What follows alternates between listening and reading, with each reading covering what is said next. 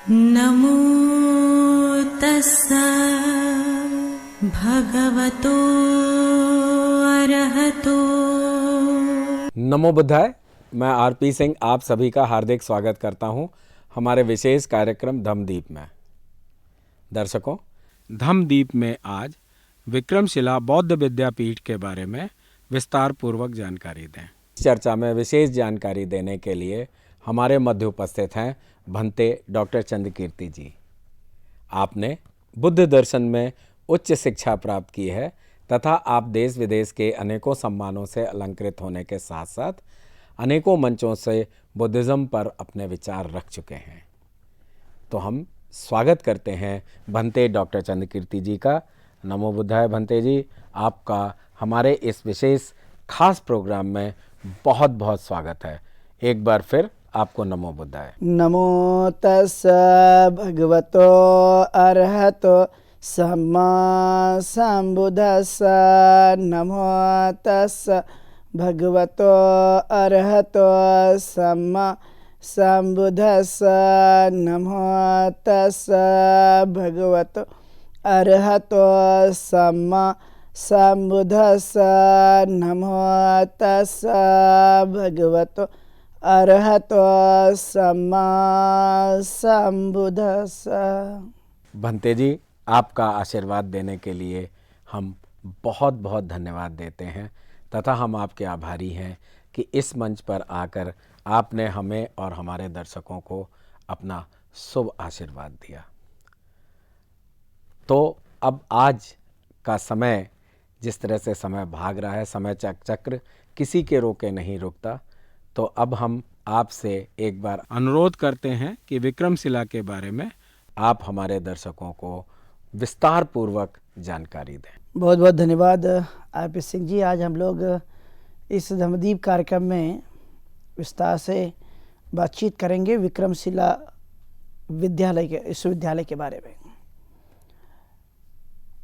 पहले से ही जब हम देखते हैं तो हमने देखा कि ऐसे बहुत सारे विश्वविद्यालय रहे हैं जो अपनी जो ख्याति है, अपनी जो पहचान है, उन्होंने विश्व स्तर पर बनाई थी। उनमें से जैसे हम देखते हैं नालंदा है, तक्षशिला है, विक्रमशिला है, ये वल्लभी है, ये सब उस समय के विश्वविद्यालय जो कि प्राचीन विश्वविद्यालय रहे हैं, जहाँ पर बौद्ध संस्कृतियों को, ज्ञान को, विज्ञान को और अलग अलग तरह की विद्याओं को यहाँ पर पढ़ाया जाता था। तो ऐसे ही ख्याति प्राप्त विश्वविद्यालयों में से एक, जिन्हें हम विक्रमशिला विश्वविद्यालय के नाम से जानते हैं, यह बिहार के भागलपुर जिले में स्थित था और इसकी स्थापना पाल राजाओं के माध्यम से धर्मपाल ने इसकी स्थापना की। चूँकि ऐसे बहुत सारे राजा हुआ करते थे जो शिक्षाओं के ऊपर में विशेष ध्यान दिया करते थे। इसका काफ़ी व्यापक परिसर था, जहाँ पर लगभग 160 बौद्ध विहार थे, अंदर ही अंदर बने हुए। और इसके साथ साथ जब देखते हैं तो आप देखेंगे कि इसके अंदर में जो आवास रहने की सुविधा थी, अध्ययन के केंद्र बने हुए थे, विहार बने हुए थे और सभी प्रकार की सुख सुविधाओं से यह संपन्न था। और इसलिए इस विश्वविद्यालय में लगभग 3000 से अधिक विद्यार्थी अध्ययन करते हुए देखने के लिए मिलते हैं। इसी के साथ साथ लगभग 150 से अधिक यहाँ पर अध्यापक थे जो इसी विश्वविद्यालय में रहा करते थे। यहाँ पर जब आप देखेंगे तो यहाँ पर व्याकरण है, ज्ञान है, शील सदाचार है और बौद्ध संस्कृतियों का अध्ययन ठीक तरह से यहाँ पर कराया जाता था, ताकि विद्यार्थी जो है वह बुद्धिमान बन सके, अच्छे बन सके। यहाँ के बहुत सारे विद्वानगण, जो कि 6 बौद्ध भिक्षुओं का एक मंडल बना हुआ था और वही ज़्यादातर डिसीजन लिया करते थे। इसलिए यह विश्वविद्यालय जो कि शिक्षा और अनुशासन के लिए जाना जाता था, यहाँ पर कला कौशल्य के रूप में भी हमें देखने के लिए मिलता है कि बहुत सारी शिक्षाएं यहाँ पर दी जाती थी। ऐसे बहुत सारे राजा थे, आप देखेंगे तो यहाँ पर ज्ञान कोश है, या अलग अलग रूप से भी आपको बहुत सारी ऐसी चीज़ें देखने के लिए मिलेगी। और इसलिए यह विश्वविद्यालय बहुत ही जल्दी दुनिया में प्रख्यात हो गया। यहाँ से बौद्ध धर्म की शिक्षाएं तिब्बत में भी गई है। इसलिए कहा जाता है कि यहाँ पर वज्रयान की भी शिक्षा दी जाती थी, यानी जो बौद्ध धर्म की शाखा रही है। तो यह एक बड़ा अंतर है, लेकिन मूलभूत सिद्धांत आप देखेंगे तो आपको देखने के लिए मिलेगा कि जो तथागत गौतम बुद्ध द्वारा उपदेशित शिक्षाएं रही हैं, बाद में तो कालांतर में ये धीरे धीरे शाखाएं बनी, लेकिन जो मूल कंसेप्ट रही है उसका भी यहाँ पर अध्ययन और अध्यापन का कार्य किया जाता था। यहाँ पर रहने वाले विद्यार्थियों को भोजन, कपड़े, आवास और औषधि की व्यवस्था की जाती थी। चूँकि ये रहने वाला हर एक व्यक्ति यहाँ पर विद्यार्थी वह दीक्षा लेकर अध्ययन करता था। इसकी यही एक बड़ी खासियत थी कि यहाँ पर जो भी लोग अध्ययन करने के लिए आते थे उन्हें दीक्षा लेकर के तब उनका प्रवेश कराया जाता था। उन्हें विश्वविद्यालय की कुछ नियमावली को भी फॉलो करना होता था। वह बिना नियम के वह कोई भी विद्यार्थी यहाँ पर प्रवेश लेना तो बहुत मुश्किल काम था। और इसलिए यह उस काल का ऐसा विश्वविद्यालय जिन्होंने संसार में अपनी शिक्षाओं के लिए, अपने ज्ञान के लिए और कला और कौशल्य के लिए इस विश्वविद्यालय को जाना गया। अलग अलग देशों में अब आप देखेंगे तो आपको देखने के लिए मिला कि यही विश्वविद्यालय में बाहर के भी लोग अध्ययन करने के लिए आया करते थे, ताकि वह अपने ज्ञान, कौशल्य और इत्यादि ऐसी चीज़ों में पारंगत हो सके जिससे उनका जीवन बहुत ही अच्छा हो। यह एक बड़ी बात हमें देखने के लिए मिलती रहती है। और बहुत सारे ऐसे लोग थे जो यहाँ पढ़ने के लिए आते थे, इसलिए उस समय के जो प्रमुख आचार्य थे उनके नाम पर इस विश्वविद्यालय के द्वार भी बने हुए थे। चूँकि यह एक विशाल जो क्षेत्रफल था, उस क्षेत्रफल में यह बना हुआ विश्वविद्यालय है। और इसी बड़े विश्वविद्यालय के रूप में जैसे आप देखते हैं कि बिहार में एक और विश्वविद्यालय जो नालंदा विश्वविद्यालय हुआ था, उसी के आधार पर जब आप देखेंगे तो ये नालंदा इतना तो नहीं, लेकिन नालंदा के जैसे उन्होंने काफ़ी कुछ इसकी ख्याति प्राप्त हुई थी। लगभग 8वीं सदी में इस विश्वविद्यालय का निर्माण किया गया था, जहाँ पर बहुत सारे जो लोग थे वहाँ पर अध्ययन करने के लिए आते थे। और ये एक प्रकार की ऐसी जो मनुष्य को कैसे उत्कृष्ट अवस्था तक पहुँचा जा सकता है, कैसे वो ज्ञानी बन सकता है, बुद्धिमान हो सकता है, नियम को, आचरण को, सदाचरण को वह कैसे अपना सकता है, इस पर भी बल दिया जाता था। क्योंकि अनुशासन ये विश्वविद्यालय की नींव हुआ करती थी। इसलिए बहुत सारे जो राजा थे वह इसको बड़ी अच्छी तरह से मदद भी किया करते थे। और देखा जाए तो यहाँ पर भिक्खु ही एक बड़े आचार्य जो कि इस विश्वविद्यालय को नियंत्रित करते थे। शासन प्रशासन को, यानी देखा जाए तो शिक्षा और प्रशासन या जो व्यवस्था थी उसको भी बड़ी अच्छी तरह से देखरेख करना, उसको संपन्न करना या अच्छी तरह से इन चीज़ों को इम्प्लीमेंट करना, खास करके उस समय में इन चीज़ों को देखा जाता था। और ये ऐसा विश्वविद्यालय है जो कि हमें उस समय का, जहाँ पर एक साथ इतने विद्यार्थी पढ़ते हो, उन्हें अलग अलग प्रकार की शिक्षाएं दी जाती हो, उन्हें अलग अलग प्रकार का ज्ञान दिया जाता हो, तो ये हमें बड़ी अच्छी तरह से देखने को भी मिलते रहती है। इसलिए यह एक ऐसा विश्वविद्यालय जो कि दुनिया में उसने अपनी ख्याति प्राप्त की, और ये किसी और के बल पर नहीं बल्कि अपने गुणवत्ता के बल पर, जिसे हम शिक्षा कहते हैं। तो यहाँ पठन और पाठन का कार्य, अध्ययन अध्यापन का कार्य भी बड़ी अच्छी तरह से यहाँ संपन्न होता था। जो शिक्षक हुआ करते थे वह बहुत ही मेहनत के साथ, लगन के साथ विद्यार्थी को तैयार करते थे। और इसलिए यहाँ के विश्वविद्यालय में, जो कि एक तरफ तो रहने की व्यवस्था, दूसरी तरफ पढ़ाने के लिए कक्ष तैयार किए गए, वहाँ पर अध्ययन होता था, यहाँ पर पूजा स्थल बनाया गया था, यहाँ पर शाला तैयार की गई थी जहाँ पर मीटिंग के लिए सभी भिक्खु एक साथ आ सके और वह अपने कार्यों को अच्छी तरह से संचालित कर सके। इसलिए ये कोई साधारण नहीं है। इस विश्वविद्यालय में आप जब देखेंगे तो आपको यहाँ पर ईंट का, मिट्टी, रेत का और कई ऐसे पदार्थ है जिनका उपयोग करते हुए हमें देखने के लिए मिलता है। चूँकि उस समय तो ये बहुत ही मजबूती के साथ तैयार किया गया, जो कालांतर में हम देखते हैं कि इसे बख्तियार खिलजी ने तो इसको नष्ट किया। जो उस समय के प्रमुख जो इस विद्यालय थे, ज़्यादातर विश्वविद्यालय को बख्तियार खिलजी और उनके जो भी सहयोगी रहे हैं, उन सब ने ऐसे विश्वविद्यालय को नष्ट किया।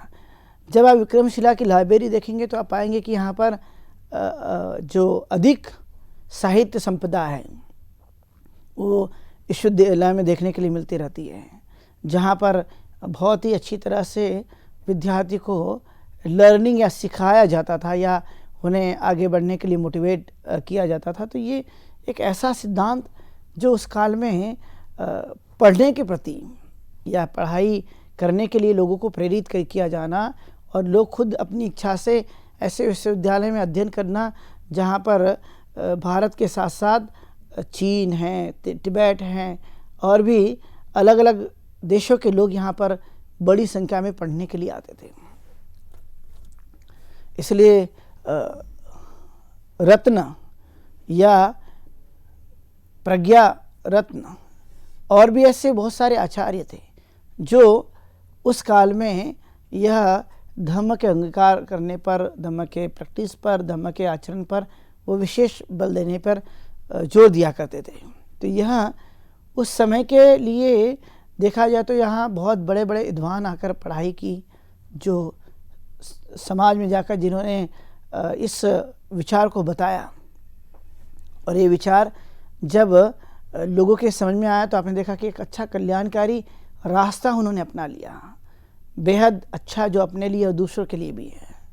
और इस तरह की परंपरा हम देखते कि इस विद्यालय के माध्यम से समाज तक पहुंच रही थी, क्योंकि जो पढ़ने वाला होता है वो कहीं ना कहीं समाज से आया होता है, समाज का हिस्सा होता है और उसी के तहत वे सभी के सभी अध्ययन करते थे। इसलिए उस समय सामने या भिक्खु बनकर पढ़ना, अपने आचार्यों के पास दीर्घकाल तक रहना, वहाँ पर ज्ञान सीखना, उस समय के ज़्यादातर परिवारों में ये चीज़ देखी जाती थी कि पढ़ने के लिए प्रेरित करना, जो बहुत ही अच्छी बात कही जाती है, क्योंकि ज्ञान तो मनुष्य का सबसे बड़ा होता है। ऐसी कोई तो चीज़ होगी लेकिन ज्ञान सबसे बड़ा होता है। इसलिए बिहार में उस काल में ऐसे विश्वविद्यालय जो समाज के लिए, उनकी प्रगति के लिए और उनके अच्छाई के लिए यह बनाया गया था, क्योंकि सबको शिक्षा मिल सके, सब अच्छी तरह से ज्ञान हासिल कर सके, यही इस विश्वविद्यालय का बड़ा मकसद हमें देखने के लिए मिलते रहता है। और इस तरह से कई ऐसे आचार्य हुए जिन्होंने अपने शिष्य को तैयार किया और जब वो अध्ययन करते थे या उन्हें पढ़ने के लिए प्रेरित करते थे, एक दूसरे के साथ समूह में रह कर के वह जीवन यापन करना उनके लिए ज़रूरी बात मानी जाती थी, क्योंकि जब तक हम इकट्ठा होकर उस काम को नहीं करेंगे तो यह कैसे संभव हो सकता है। इसलिए उस काल में आपको देखने के लिए मिलेगा कि विक्रमशिला जैसे विश्वविद्यालय ने समाज को क्या दिया और समाज ने विश्वविद्यालय को क्या दिया। तो आप देखते हैं कि उस काल के राजा लोग या उपासक उपासिका लोग जो विश्वविद्यालय को पूरी तरह से मदद करते थे, उन्हें लगता था कि ये पढ़ाई के दृष्टिकोण से बेहद अच्छा है और ये अच्छी बातें प्रसारित होनी चाहिए, इसलिए वो पूरी तरह से मदद करने पर जोर दिया करते थे। क्योंकि एक साथ 3000 विद्यार्थी अध्ययन करने वाले और वह एक साथ सभी कार्यों को करने वाले लोग इतने बड़े तादाद में, इतनी बड़ी संख्या में हमें उस काल में ऐसे विश्वविद्यालय में देखने के लिए मिलते हैं।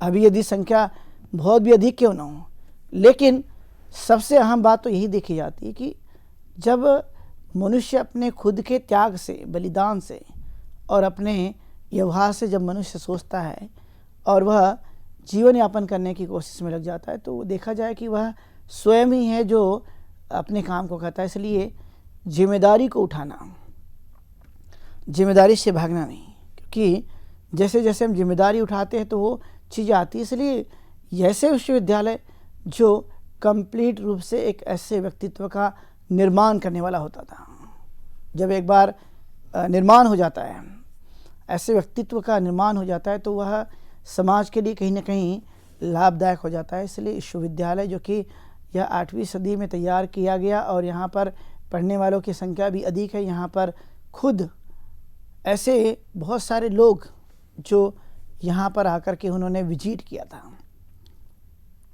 जैसे आप चाइनीज़ ट्रेवलर का नाम सुनते हैं, फाइयान उनमें से बड़ा प्रसिद्ध है, ईसिंग है और ह्वेनसांग है। ऐसे बहुत सारे जो लोग थे जो चाइना से भारत आए और भारत में उन्होंने गहन अध्ययन किया। भारत के कुछ ऐसे बौद्ध भिक्षु जो दूसरे देश में गए और उन्होंने वहाँ प्रचार किया। लेकिन ये विश्वविद्यालय की प्रक्रिया या विश्वविद्यालय की परंपरा जो भारत की एक पुरानी परंपराओं में से एक रही है, जहाँ पर मनुष्य एक ज्ञानी और गुणवान होकर निकलता था। और जब ये ज्ञानी और गुणवान होकर निकलता है तो आप समझ सकते हैं कि समाज में उसका एक बड़ा गहरा प्रभाव होते हुए देखने के लिए मिलता है। इसलिए चाहे वो छोटी अवस्था हो या जवान अवस्था हो, उस काल में लोग संघ में प्रवजित हो जाना, संघ का सदस्य बनना, उनको ऐसा कोई भी खास बनने में तकलीफ नहीं हुआ करती थी। उन्हें लगता था कि अच्छा काम है, इतने बड़े विश्वविद्यालय में हमें रहने और पढ़ने का अवसर प्राप्त होगा। इसलिए विक्रमशिला जो बहुत ही एक बड़ी विश्वविद्यालय के रूप में उस काल में जाना जाता था, और वह पूरी तरह से दूसरों के दान पर निर्भर करता था। जब दान से यह सब कुछ चलता है तो आपने देखा होगा कि श्रद्धा भी ऑटोमेटिकली बढ़ जाती है और वह अपने साथ साथ दूसरों का भी कल्याण करने पर मदद करते रहती है, क्योंकि ज्ञान जो है वह अकेले के लिए नहीं बल्कि वह सबके लिए होता है। इसलिए इस विश्वविद्यालय में जो कि बहुत ही विशाल रूप से इसे तैयार किया गया था और यहाँ पर इतने सारे विद्यार्थी पढ़ते थे, इतने सारे प्राध्यापक लोग यहाँ पर रहते थे, और वह दोनों के अंदर में, चाहे विद्यार्थी हो या आचार्य, दोनों के अंदर में सही अंडरस्टैंडिंग हुआ करती थी, समझ होती थी।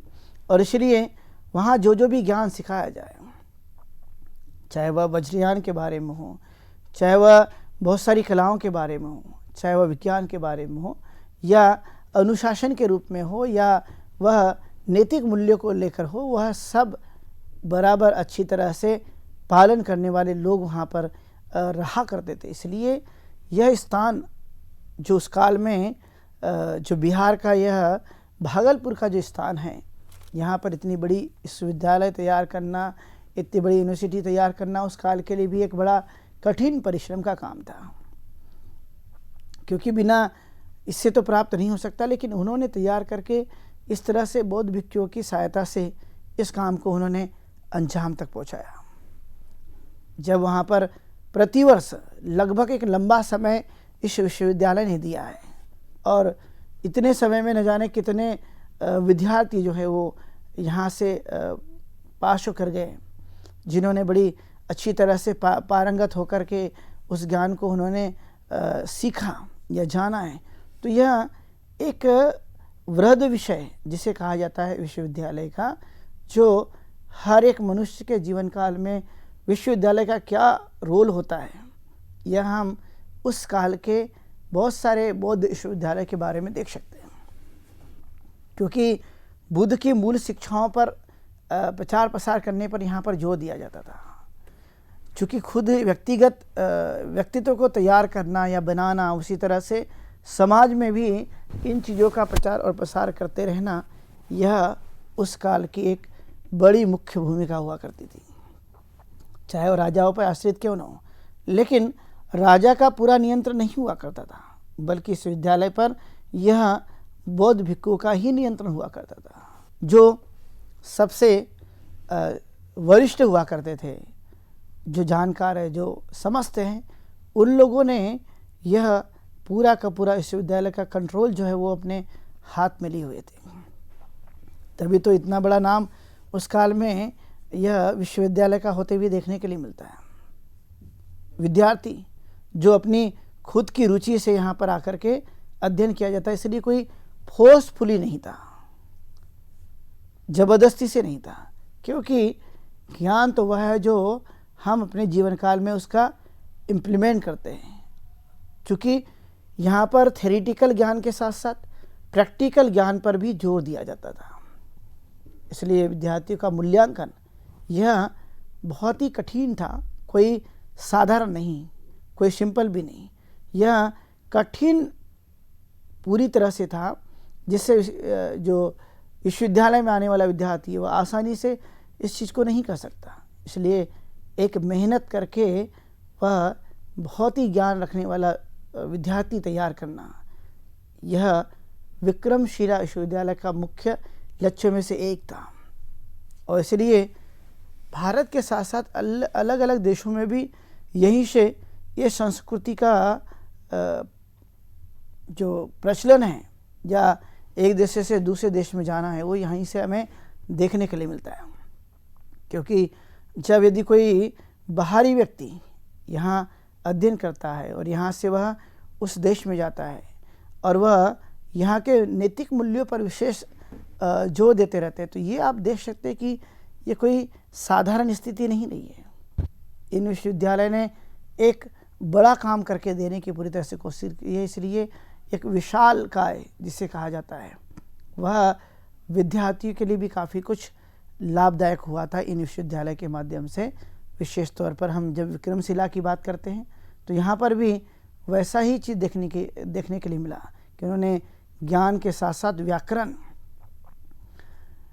और धम्म को पूरी तरह से अंगीकार करने वाला व्यक्ति कैसे बनेगा, वह इसकी भी शिक्षा यहाँ पर दी जाती थी। तो अर्थात जो शिक्षा है यह एक प्रकार का बहुगुनी शिक्षा जो अलग अलग क्षेत्रों के लिए ज्ञान देने वाली है, वह व्यक्ति का निर्माण करने वाली है। इसलिए इस विश्वविद्यालय में आप देख सकते हैं कि किस तरह से एक बड़ा अच्छी तरह से पाठ्यक्रम को तैयार करके हर एक विद्यार्थी के लिए वह सुविधा उपलब्ध करा करके उन्हें योग्य बनाना, उन्हें बुद्धिमान बनाना, उन्हें विद्वान बनाना, ऐसे विश्वविद्यालय के माध्यम से ये चीज़ें की जाती थी, कोशिश की जाती थी।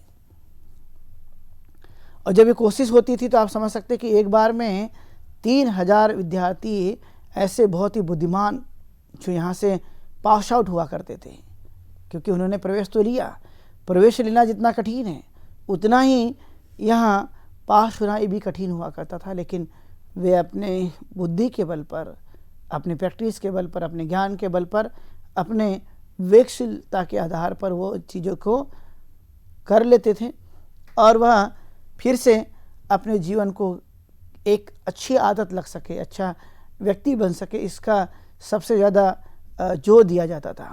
और ये चूँकि बहुत लंबे समय तक ये विश्वविद्यालय टिक कर रहे हैं, तो यहाँ पर हर समय आने वाला हर एक विद्यार्थी जो कि अलग अलग बैच में हुआ करता था, जब उसकी परीक्षा संपन्न हो जाती थी तो दूसरों को वहाँ अवसर मिलता था। तो इस तरह से इस विश्वविद्यालय का जो पाठ्यक्रम है वो पाठ्यक्रम बड़ी अच्छी तरह से बना करके इसमें विद्यार्थियों का भी विशेष ध्यान रखा गया था, क्योंकि पाठ्यक्रम जब विद्यार्थी केंद्रित होता है, वह ज्ञान के आधार पर केंद्रित होता है, तो उसे हम आसानी से लोगों तक पहुंचा सकते हैं। और ये प्रयत्न उस काल के हम देख सकते हैं कि किस तरह से विक्रमशिला विश्वविद्यालय ने ये चीज़ करके दी। जो विद्यार्थी हुआ करते थे यहाँ पठन पे बड़ा जोर देते थे, जो लर्निंग था उनका वह याद करने पर जोर दिया करते थे, क्योंकि ज़्यादातर तो चीज़ें वह अलिखित थी, पुस्तकें तो थी, साहित्य भी था और बड़ी बड़ी लाइब्रेरी यहाँ पर हुआ करती थी। तो इसमें विद्यार्थी तो अध्ययन करने के लिए जाता ही था, लेकिन फिर भी यहाँ इसके साथ साथ जो पूरा परिसर था विश्वविद्यालय का, यहाँ पर भी वो लोग अच्छी तरह से अपने विकास के लिए, अपने उस अवस्था तक पहुँचने के लिए भी पूरी तरह से प्रयास करना इनका मुख्य उद्देश्य रहा करता था। इसलिए आचार्य वह पूरी तरह से नियम को लागू करने पर वह जोर दिया करते थे। इसलिए यहाँ के जो दीपंकर जो आचार्य थे इस विश्वविद्यालय में, जिन्होंने अध्ययन करके या बाकी सब लोगों को अच्छी तरह से पढ़ा करके उन्होंने एक तिब्बत की तरफ भी जाने वाला रास्ता जो यहाँ पर धम्म के प्रचार प्रसार के लिए खुला हुआ था, कि कम से कम यहाँ से तैयार हुआ व्यक्ति, यहाँ पर पढ़ने वाला हर एक व्यक्ति वह अपने अपने क्षेत्रों में जाकर, अपने अपने जगहों में जाकर भी कम से कम वह इसकी अच्छी चीज़ों का प्रचार कर सकता है, सीख सकता है। आजकल आपने देखा हो कि बहुत सारी ऐसी चीज़ें होती है जो स्किल के रूप में सिखाई जाती, तो उस काल में भी इन विश्वविद्यालय के माध्यम से यह जो दिया जाता था, कम से कम बच्चों में अच्छी गुणवत्ता निर्माण हो, ज्ञान के साथ साथ संस्कार भी हो, और वह पूरी तरह से मनुष्य के जीवन को बेहतर बनाने वाला हो। तो इस तरह से एक बड़ी जो विश्वविद्यालय की संकल्पना रही है, जो राजाओं ने भी इसको मदद की है, या बौद्ध भिक्षुओं ने भी इसके लिए बड़ा प्रयास किया है, क्योंकि विश्वविद्यालय तो मनुष्य की एक ज्ञान का वह केंद्र होता है, जहाँ पर मनुष्य सीखते रहता है और वह अपने ज्ञान की वृद्धि करते रहता है। तो वहाँ पर पूरा फोकस विद्यार्थियों के विकास में हुआ करता था, ताकि वह अपने जीवन में इन सभी चीज़ों को अंगीकार करते हुए वह अपने जीवन को अच्छा बना सके। इसलिए ये विश्वविद्यालय चूँकि बहुत ही श्रेष्ठ विश्वविद्यालय रहे हैं अपने समय काल में, जिन्होंने बड़ी ख्याति प्राप्त की, उनमें से जो विक्रमशिला, जिनके बारे में मैंने आप लोगों को आज विस्तार से बताया है, आप सब लोगों ने सुना। सबके प्रति ढेर सारी मंगल कामनाएं। आप सुखी हो, दीर्घायु हो, स्वस्थ रहे। बहुत शुभ मंगलम। भंते जी, बहुत बहुत धन्यवाद। आप समय निकालकर हमारे स्टूडियो में आए तथा आपने हमारे दर्शकों को बहुत ही खास और बहुत ही सरल शब्दों में आपने हमें जानकारी दी। तो साथियों, आज के इस विशेष प्रोग्राम में बस इतना ही। अब समय हो चुका है आज के प्रोग्राम के विश्राम होने का, लेकिन उससे पहले आपको बताते चलें कि आपके मन में भी जो प्रश्न हो, जो जिज्ञासाएं हो, वह आप इस प्रोग्राम में पूछ सकते हैं। और प्रश्न पूछने के लिए हमारा व्हाट्सएप नंबर 9639010109 पर आप अपना प्रश्न भेज सकते हैं, या हमारी ईमेल आईडी subhartibuddha@gmail.com पर भेज सकते हैं। तो मुझे उम्मीद है कि आप अपनी जिज्ञासा को दबाएंगे नहीं और हमारे ईमेल और व्हाट्सएप पे आप अपना प्रश्न भेजेंगे। और जैसा कि आपको पता है, अब तक हजारों लाखों लोग इसका हिस्सा बन चुके हैं और हमारे विशेषज्ञ और भंते जी लोग आपको आपके प्रश्नों का जवाब भेजते रहे हैं। तो आप भी क्यों नहीं, अगर आपके कोई जिज्ञासाएं हो, कोई प्रश्न हो, तो आप तुरंत हमको व्हाट्सएप करें। तब तक मैं आरपी सिंह भंते डॉक्टर चंद्रकीर्ति जी के साथ लेता हूं विदा। कल इसी समय आपके समक्ष फिर उपस्थित होंगे।